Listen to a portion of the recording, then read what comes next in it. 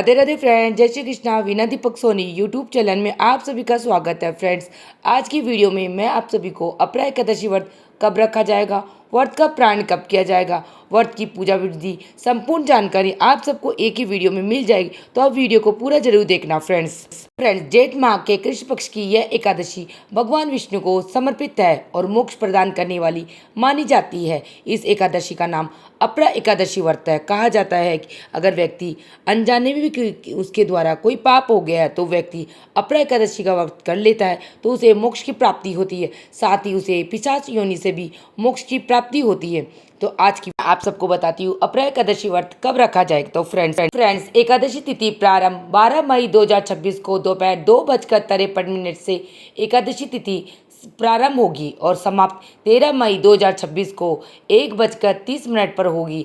ऐसे में हमें उदय तिथि के हिसाब से एकादशी व्रत 13 मई को करेंगे। अब मैं आपको सबको एकादशी व्रत की बहुत ही सरल पूजा विधि बताने वाली हूँ। यह पूजा आप अपने मंदिर में भी कर सकते हैं या अलग से चौकी लगाकर भी हम पूजा कर सकते हैं। तो सुबह प्रातः ब्रह्म मुहूर्त में उठकर स्नान दान आदि करने के बाद में हम एक चौकी लगा लेंगे। चौकी के ऊपर भगवान विष्णु को पीला रंग अत्यधिक प्रिय है तो पीला रंग का आसन बिछा लेंगे। उसके बाद में फूलों का आसन लगाते हुए या तिलों का आसन लगाते हुए भगवान विष्णु की प्रतिमा को हमें विराजमान करना है। अगर आपके पास भगवान विष्णु का विग्रह है तो आज के दिन उन्हें पंचामृत स्नान करा के विग्रह को विराजमान करें। तो यहाँ पर फूलों का आसन लगा के भगवान विष्णु की प्रतिमा को विराजमान कर दूंगी। उसके बाद में हम प्रथम पूज्य गणेश जी भगवान को विराजमान करेंगे। तो गणेश जी भगवान को विराजमान करने से पहले भी फूलों का आसन लगा के गणेश जी भगवान को विराजमान कर देंगे। उसके बाद में अगर आप लोग लड्डू गोपाल जी भगवान की सेवा पूजा करते हैं तो फूलों का आसन लगा के हम लड्डू गोपाल जी को भी विराजमान कर देंगे। तो मैंने लड्डू गोपाल जी भगवान को पहले ही पंचामृत स्नान करा दिया है।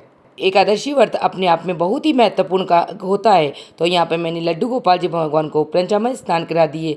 ये उन्हें येलो कलर की, क्योंकि भगवान विष्णु को पीला रंग अत्यधिक प्रिय है तो पीले रंग की पोशाक पहना दी है। और आप सबको मैं लड्डू गोपाल जी भगवान का श्रृंगार कैसा लगा मुझे कमेंट बॉक्स में कमेंट करके जरूर बताना। उसके बाद में हम सर्वप्रथम दीपक प्रज्वलित करेंगे। आप यहाँ पे देसी घी का भी दीपक प्रज्वलित कर सकते हैं और तिल्ली के तेल का भी दीपक प्रज्वलित कर सकते हैं। तो यहाँ पे मैं दीपक प्रज्वलित कर दूंगी। दीपक प्रज्वलित करने के बाद हाथ जोड़ के हम व्रत का संकल्प लेंगे। हे भगवान, आज मैं आपकी एकादशी व्रत कर रही हूँ या कर रहा हूँ। आप मेरी पूजा को पाठ को निर्विघ्न पूर्ण करना और मेरे व्रत को संकल्प को पूर्ण करना। इस प्रकार संकल्प करने के बाद में हम पूजा प्रारंभ करेंगे। तो यहाँ पे सभी सर्वप्रथम एक लोटा शुद्ध गंगा जल लेके सभी को भाव रूप में स्नान करा देंगे, क्योंकि मैंने सभी को पंचामृत स्नान पहले ही करा दिया।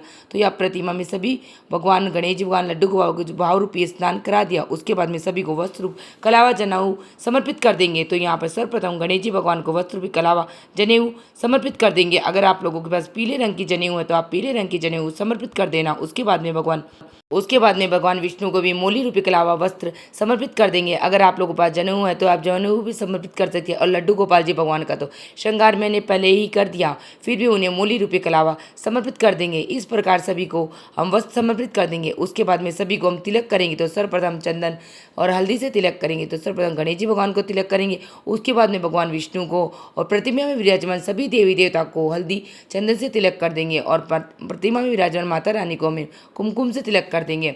उसके बाद में हम दीपक को भी तिलक कर देंगे। उसके बाद में हम तिल समर्पित करेंगे, क्योंकि आप सबको पता है एकादशी व्रत में हमें चावलों को छूना मना होता है।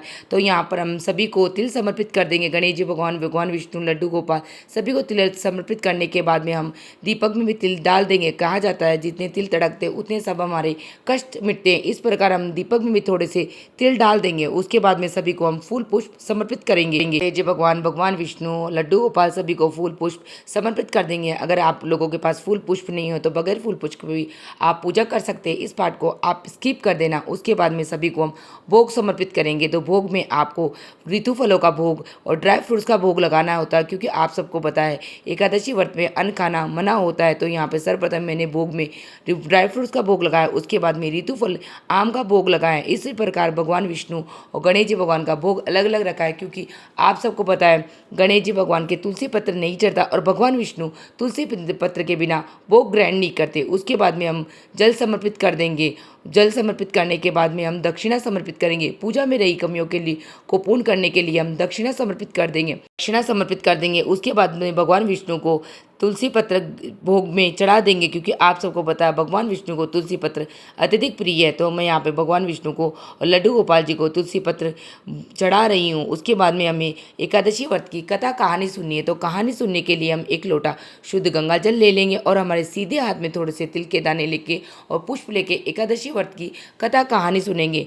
अपरा एकादशी व्रत की कथा कहानी से अगर यहाँ पे मैं आपको अपरा एकादशी व्रत की कथा कहानी सुनाती तो वीडियो अत्यधिक लंबा हो जाता है, इसलिए मैंने कहानी का वीडियो अलग कर दिया है। कहानी का वीडियो मैं लिंक में डाल दूंगी, आप वहाँ से वह कहानी देख लेना। इस प्रकार हम एक अपरा एकादशी व्रत की कथा कहानी सुन लेंगे। कहानी सुनने के बाद में जो फूल पुष्प हमने लिया है ये भगवान विष्णु को समर्पित कर देंगे और जो तिल के दाने हैं वो हम हमारे तिल जल के लोटे में डाल के इससे हम सूर्य भगवान को अर्घ देंगे। तो इस प्रकार हमारी एकादशी व्रत की कथा कहानी संपन्न हो जाती है। उसके बाद में हमें आरती करनी है। तो आरती आप ये जो दीपक आपने प्रज्वलित किया है इससे भी आरती कर सकते हैं या अलग से कपूर प्रज्वलित करके भी हम आरती कर सकते हैं। तो सर्वप्रथम यहाँ पर मैंने जो दीपक प्रज्वलित किया उससे हम सर्वप्रथम गणेश जी भगवान की आरती कर लेंगे। उसके बाद में भगवान विष्णु की आरती कर लेंगे। उसके बाद में भगवान लड्डू गोपाल की आरती कर लेंगे। आरती करने के बाद हमारे सीधे हाथ में थोड़ा सा जल लेके हमारी चौकी पे से ऊपर 2 बार घुमा के नीचे छोड़ देंगे। इस प्रकार हमारी पूजा संपन्न हो जाएगी। अब हमारी पूजा का इस प्रकार आचमन नहीं करते तो हमारी पूरी पूजा का पूर्ण एक इंद्र देवता ले जाते हैं, क्योंकि इंद्र देवता पे ब्रह्म हत्या का पाप चढ़ा है। उसके बाद में हम हाथ जोड़कर भगवान गणेश जी, भगवान विष्णु, लड्डू गोपाल से क्षमा याचना करेंगे। अगर भगवान मेरी पूजा पाठ में कोई कमी या गलती हो गई है तो मुझे आप क्षमा करें और मेरी मनोकामना को पूर्ण करें। इस प्रकार हमारी पूजा विधि संपन्न हो जाएगी। तो अपरा एकादशी व्रत के दिन हमें इस प्रकार पूजा विधि करनी है। जो भी भक्त इस प्रकार निष्ठा, श्रद्धा और भक्ति के साथ भगवान विष्णु, लड्डू गोपाल और गणेश जी भगवान की पूजा करती है उसकी मन की जो भी इच्छा, मनोकामना होती है वह अवश्य पूर्ण हो जाती है। अब मैं आप सबको बताती हूँ अपरा एकादशी व्रत का प्राण कब किया जाएगा। तो इस प्रकार हमें ब्रह्म मुहूर्त में सुबह पूजा करनी है। उसके बाद हम शाम को भोग प्रसाद लगा के बनाकर भगवान को भोग प्रसाद लगा के हमें दूसरे दिन व्रत का प्राण करना होता है। तो मैं आप सबको बताती हूँ व्रत का प्राण कब व्रत का प्राण हमें अर्थात व्रत खोलना है कब। तो 14 मई 2026 की सुबह 6:04 से लेकर 8:41 के बीच में व्रत का प्राण किया जाएगा। ये सर्व उत्तम समय है जब आप व्रत का प्राण कर सकते हैं। आप एकादशी व्रत के एक दिन पहले ही तुलसी पत्र तोड़ के रख लेना, क्योंकि एकादशी के दिन तुलसी पत्र नहीं तोड़ा जाता, क्योंकि कहा जाता है तुलसी माता भी एकादशी व्रत करती है। तो आप व्रत का प्राण करो। और भगवान विष्णु तुलसी पत्र के बिना भोग ग्रहण नहीं करते हैं, तो आप उन्हें भोग में तुलसी पत्र अवश्य चढ़ाएं। उसके बाद में जब आप व्रत का प्राण करो तब हमें व्रत का प्राण भी तुलसी पत्र ग्रहण करके ही करना है। यह बहुत ही उत्तम और श्रेष्ठ होता है कि हम एकादशी का व्रत का प्राण तुलसी पत्र ग्रहण करके करते हैं। तो आप इस प्रकार एकादशी के दिन पूजा विधि करना, आपकी मन की जो भी इच्छा, मनोकामना है वह अवश्य भगवान विष्णु पूर्ण करेंगे। और आप सबको मेरी अपरा एकादशी व्रत की पूजा विधि कैसे लगी मुझे कमेंट बॉक्स में जय श्री कृष्णा लिख के ज़रूर बताना। और मेरा वीडियो आप लोगों के लिए थोड़ा सा भी यूज़फुल है तो प्लीज़ वीडियो को लाइक कर लेना और चैनल को सब्सक्राइब कर लेना। फिर मिलते हैं किसी और वीडियो में, तब तक जय श्री कृष्णा, राधे राधे।